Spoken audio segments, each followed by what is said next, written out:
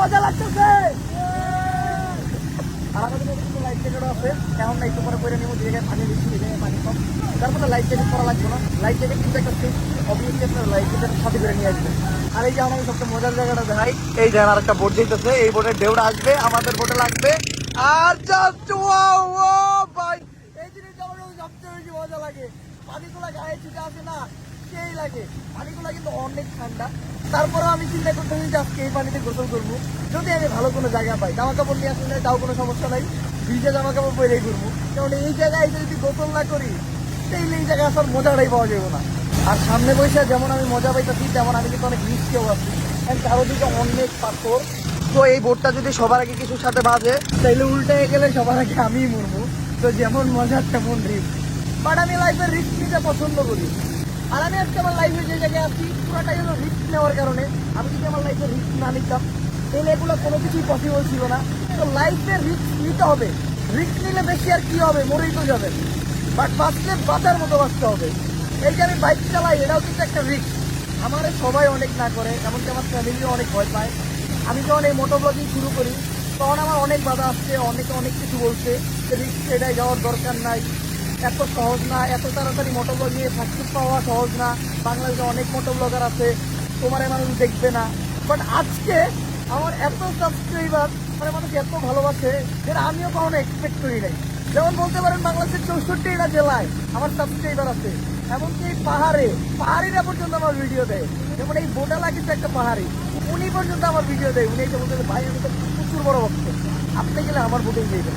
এছাড়া যে কোনো রিসোর্টে গেলে, যে কোনো রেস্টুরেন্টে খাইতে গেলে মানুষ আপ্যায়নটা করে, মনে হয় যে আমার এই রিস্ক নেওয়ার সার্থক। লাইফে রিস্ক নিতে হবে।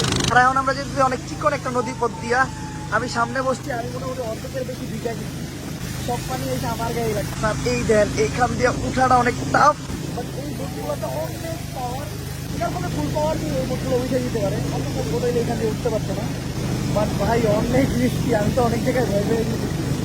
পাথরগুলো একদম সাইডে থাকে, যদি 19-20 লাগবে ছাড়।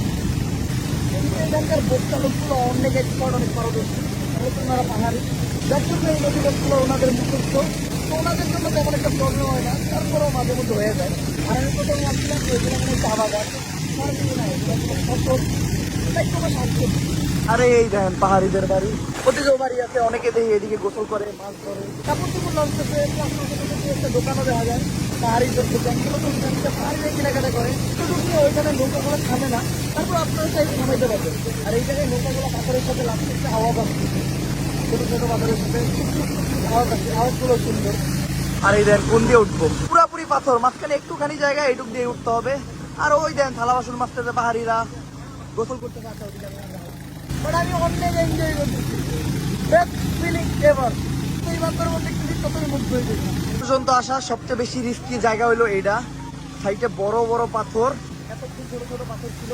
আর এই জায়গাটা অনেক রিস্ক, সবাই রে বইরা দেওয়া হয়েছে নড়াচড়া না করতে, আমরা চুপচাপে বইতে আছি।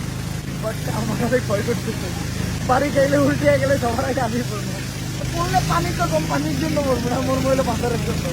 আমি উপরে পড়লে সবার আগে পাথর আমার মাথায় বাড়ি খাইবে।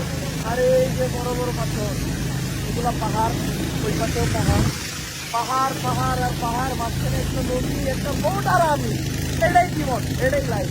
পাহাড়ের সৌন্দর্য সব থেকে বেশি সুন্দর আমার কাছে, আমি কোনো তর্কাতর্কি করবো না, আমার কাছে পাহাড়ের আপনারা যেমন চাইটাই কর। ভাই যতই আগাইতেছি ততই রিস্ক বাড়তেছে, অনেক রিস্কি জায়গা আসতেছে। আমি জানি না সামনে আরো কত রিস্কি জায়গা আসবো, বাট আমার মনে হচ্ছে জানি আর এই জায়গায় বুঝে রাখতে পারবো না, আমার রাস্তায় কাটতেছে, আবার মজা হচ্ছে। তাহলে আমরা বাঙালিরা এমনই, হ্যাঁ, ভূতের ভয় পাই, আবার ভূতের ভিডিও দেখতে সবচেয়ে বেশি পছন্দ করি। মনির বন্ধু তুই আইলি কেমন এই জায়গায়? গাই ফাইনালি আমি মনিরে পেয়ে গেছি এই পাহাড়ে। মনির, এই মনিরে লঞ্চে নিয়ে নেন দাদা, মনিরে আমাকে বোটে নিয়ে নেন। মনির বন্ধু পারে দিয়ে নিতে ভালো লাগতেছে না। গাইস আমরা মনিরে পেয়ে গেছি। মনির এই জায়গায় আইলো কেমনে গাইস? আমি মনিরে অনেক বেশি মিস করতেছিলাম, কারণ এর আগে আমি মনিরে ছাড়া কোনো ট্যুর দিই নাই, বাট লাস্ট 2টা ট্যুর সাজেক বান্দরবন মনিরে ছাড়া দিতেছি, খুব খারাপ লাগতেছে ওর জন্য। বাট আমার এরকম কোনো সিচুয়েশন ছিল না, ও প্রবলেমে ছিল, তাই ওরে ছাড়া ট্যুর দিতে হইতেছে। কিন্তু হুট করে দেখলাম মনিরে উঠতে, বাট ওরে নিতে পারলাম না, কারণ আমাদের বোটটা অনেক রানিংয়ে ছিল। আর এই সব জায়গায় বোট একদমই থামানো যাবে না, বোট থামাইলে একদম পিছনে চলে যাবে, উল্টা মাইলতে বেরিয়ে যাবো আমরা। আর দেখেন এই জায়গার ভিউটা দেখেন গাইস, জাস্ট অসাম। এগুলো নামতেছে কত স্পিডে, বাট আমাদের বোটের পাওয়ারও কিন্তু কম না, পুরো পানি দিয়ে ছেদ কইরা ওই পাশে চলে যাইবো। চলো অস্থির, আমাদের বোট বয়টা কিন্তু 100 ও সামনে জাস্ট ভিউ এন্ড ভিউ, মাশাআল্লাহ আলহামদুলিল্লাহ। আসলে আল্লাহ তাআলার সৃষ্টি অপরূপ সুন্দর, অন্য লেভেলের শান্তি লাগতেছে এই জিনিসগুলো দেখা। জাস্ট মনে হচ্ছে কি জানেন, এই যে এই বাড়িটা যদি আমাদের, আবার সামনে অনেকগুলো বাড়িও আছে, ওই দেখেন একটা টং, এই জায়গায় বসে মানুষ আড্ডা দেয়। আর এই যে বাড়ি, মনে করেন এই টংটা যদি আমাদের কাছে, আমরা বন্ধু বান্ধব জন্য রেগুলার আড্ডা দিতাম, অন্যরকম শান্তি লাগতো। আর বাড়ির থেকে বাইরে তার ওই সৌন্দর্যটা দেখতে হয়। আর আমাদের গাইড করলো এইটা নাকি তিন্দু বাজার, এটা একটা বাজার।